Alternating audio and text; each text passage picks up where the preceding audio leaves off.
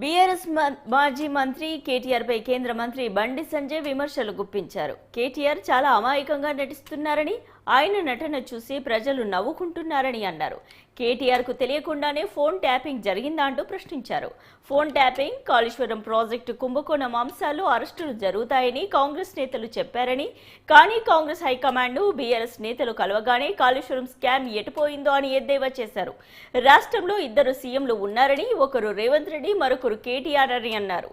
RK brothers పాలన కొనసాగుతుందని ఆసక్తికర వ్యాఖ్యలు చేశారు. ఇద్దరు ముఖ్యమంత్రులు, ఒక్కరేమో రేవంత్ రెడ్డి గారు, ఇంకోరేమో కేసీఆర్ కొడుకు.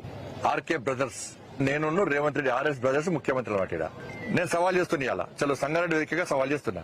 నీకును మీ కుటుంబానికిను రేవంత్ రెడ్డి గారి కుటుంబానికి సంబంధాలు ఉన్నాయా లేవా?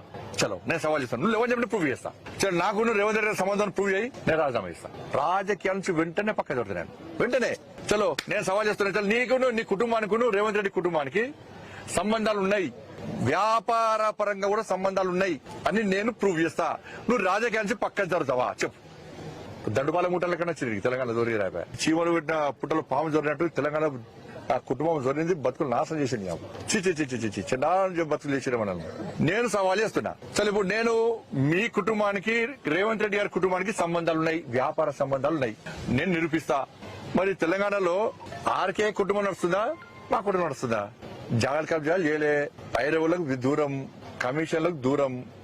కాబట్టి అంతా కూడా ప్లాన్ కొద్దీ ఏంటంటే ఇద్దరు కలిసి ఏంటంటే భారతీయ జనతా పార్టీని రానియకుండా చేయాలి.